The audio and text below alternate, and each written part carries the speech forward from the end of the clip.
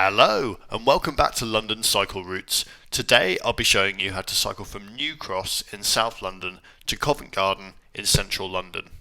This ride takes about half an hour and you can do the whole thing on protected cycle lanes and quiet streets. As you can see from this screen, the same journey would probably take you about 45 minutes were you to take public transport, so cycling this one really is very convenient.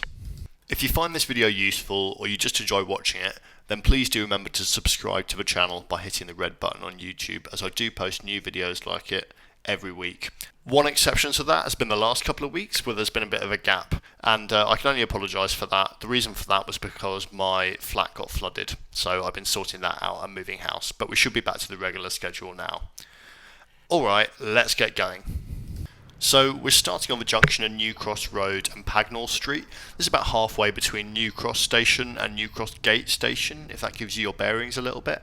And you want to just head down here quickly and then run into Fordham Park, which is a little park here. It's quite a nice little place with a nice adventure playground and big wide paths, and you're allowed to cycle in here. But this is a shared space, so do make sure you watch out for pedestrians and go really slowly, be courteous and give everyone a lot of space. Don't make it an unpleasant place to walk. We've just been going west and we're about to turn right, which means we're now going north. And if you're familiar with the geography of London, most of this journey is northwest, because Covent Garden is northwest of New Cross, which is kind of towards southeast of London.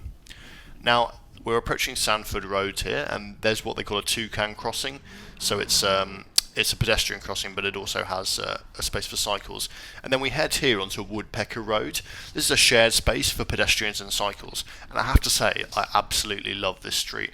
Not normally a massive fan of shared space, like it's nicer to have separate bits for pedestrians and cycles, but this shared space is basically instead of a road. So, you know, low traffic neighbourhoods are one thing. You sort of get low traffic neighbourhoods where they remove a lot of the through traffic, but this is a street that is just completely pedestrianised. It's having a path as your main road through this estate instead of a road with cars on, and I think it's actually fairly unique to have one of this size and length that's explicitly for pedestrians and cycles with this type of housing. You see it a lot in other kinds of estates, but I really love that street. I think it's really, really nice, and I'd love to see more residential streets in London turned into something like that. Now, you go out and you go into Folkestone Gardens, which you're also allowed to cycle in. Again, this is all shared with pedestrians, so, you know, don't go too fast, just poodle along, nice and slow. And we've been separated from cars the whole time here. You might notice that we've not really interacted with any cars so far at all, apart from to cross roads. And do be careful at this junction here. You're crossing a road, there's a sort of protected island, but traffic can come quite fast around the corner there. And we're on Surrey Canal Road. Now, people who are familiar with some of these videos might have noticed that when we came off Woodpecker Road, we've basically joined the TfL signposted route, which is called Quietway 1, or they've just renamed it Cycleway 10. We're going to be following this route for a lot of the way into central London, and it's a really, really nice route. It connects up a lot of protected lanes, sort of paths, and quieter streets, and it's a really nice ride the whole way. Along this road, by the way, I would say just be careful on the side roads, because there are sort of markings on the road to show motorists that cycles will be coming across those side roads and that we have priority over them, but not everyone will pay attention to them, so, you know, you might find someone poking their nose out. You go down Senegal Road and then you head down this path called Millwall Path, which is behind Millwall's Stadium, the new den. That's on the left there.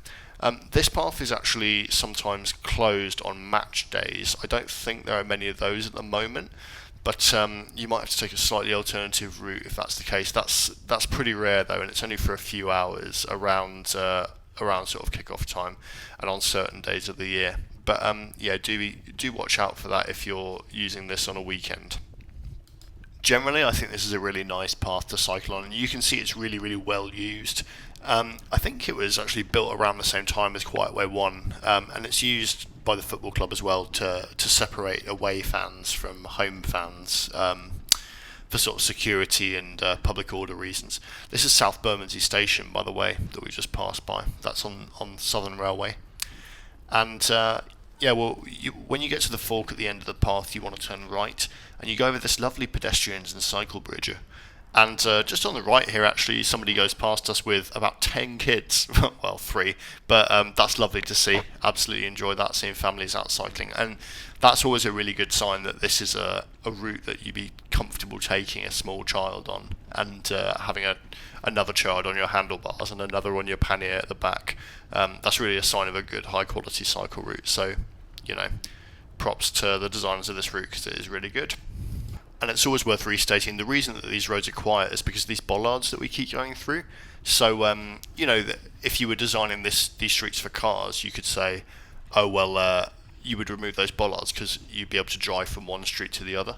But these actually stop motor traffic from using this as what they call a rat run. It stops motor traffic from using it as a through route, but it's still a really useful through route for cycles and pedestrians, which makes the effect's twofold actually. It affects local journeys and it affects longer term journeys. So in terms of local journeys, when you're choosing how to do a journey, it just means that it's a lot easier to cycle it or walk it than it is to drive it, and more people will make that choice, and that has a sort of virtuous cycle, because it means that there are fewer cars on the road, so it's a lot easier for other people to choose to walk or cycle. It's a lot less pleasant. You don't feel you've got to jump in a car as you might do if you live on the end of an A road. And then it also has a secondary effect, which is that people making journeys that have nothing to do with these streets, people making journeys from, somewhere else to somewhere else, where this could be a useful cut through for them, they don't make it through these streets. So it's really a two-pronged effect, that kind of bollarding, that they call it filtered permeability. And by the way, just so you know, these traffic lights we're coming up to, I think these are the first traffic lights that we've seen since we left New Cross, since we came out of Fordham Park. And isn't that great? It's really a sort of a smooth flowing route, and you can sort of see why, even though we're going at a relatively leisurely pace, we're not necessarily on main roads, we're actually making great time. And this is one of the reasons why it's so quick to cycle this route, because you've got a relatively low speed, but you've got a high average speed because you're not really waiting at all these lights or so much. There are a few more lights as you get into the centre of the city, but generally we're zipping along. And another really nice thing about this route, I think, is that it just goes through some really nice bits of London you don't normally see, like this corner pub that's coming up here on the left here. I just really quite like it. If you didn't live on this estate or nearby, you probably wouldn't come there. You probably wouldn't cycle past here. But because of these nice filtered streets, you can just sort of relax and enjoy the surroundings. And we've basically not been overtaken by any cars at all on this entire route here. Now, you wait here. We're about to cross this road, Tabard Bridge Road. That gives you a sort of sense of where we are. And you wait for the cycle lights there, and you use the Toucan crossing. And really, it just sort of continues a lot like this for quite a way. And you'd be surprised actually how close in to the centre of the city we are. If that wasn't Tabard Bridge Road we were crossing, you'd probably think we were a lot further out, somewhere in sort of deep, dark southeast London. But no, consult your map, and you will see that when we hit here, Law Street, we are actually north of Elephant and Castle, and we're actually west of HMS Belfast, the battleship that's moored on the Thames. So, yeah, very central indeed. Talking of maps, you can view one and also download files, GPX files for the app or device or whatever you use, if you use one of those, in a link in the description of this YouTube video. It's to a website called Komoot, and I just use that because I can host maps there freely, which you can download for your device, and you should be able to do that for free. Also, as usual, I will say that if you enjoy this video or you find it useful, then do subscribe to the channel. That's the best thing you can do to support it. You can just hit the red button, just says subscribe. It's on the YouTube page, and you'll be able to see all the new videos as they come out. YouTube has also added a tip jar function. It's called Super Thanks, and if you particularly like the video, then you can help me cover any costs by tipping a $5 or whatever. That's also available on the YouTube page, but no pressure to do that. Mostly doing this as a public service, so thanks very much. But I have had a few people asked about that, so I did enable it. By the way, this square here, Trinity Square, is beautiful. It's so nice, absolutely lovely. The only thing that's annoying about it is that weird gate as you enter it, a sort of little chicane, which is quite difficult to cycle around. But yeah, there you go.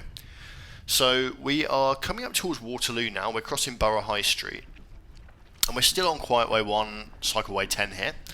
And there's actually been, since I filmed this video, so you might notice that this is sort of a spring winter setting. I've actually had this footage lying around for a while, and there's actually been a slight change to the road layout here, but it's for the better since I filmed this.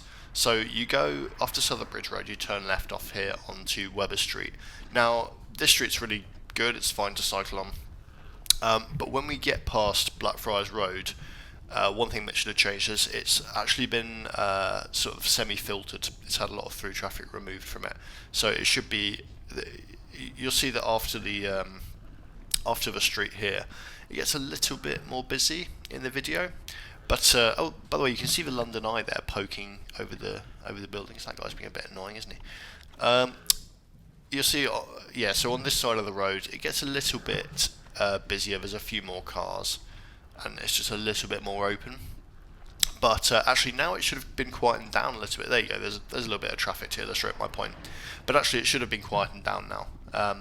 They've blocked off some of this street to through traffic. So you can just go the same way, but you should have a slightly nicer experience than in this video where we've seen only 2 cars and a motorbike. But that's actually quite a lot for this route, considering we've probably passed 1 or 2 cars in the whole thing. Now you cross the cut, which has been very nicely redone, and you go to Cornwall Road. And just over our head here is Waterloo East Station. So it's Waterloo is over there to our west. If you wanted to go to Waterloo, you'd go west. But we go under the railway bridge, and it's nicely filtered. And this is a lovely little part of town, by the way. I don't know if you've ever been to the pubs around the back of Waterloo, but it's a really nice little spot to come on a sunny day. And you just keep heading up Cornwall Road.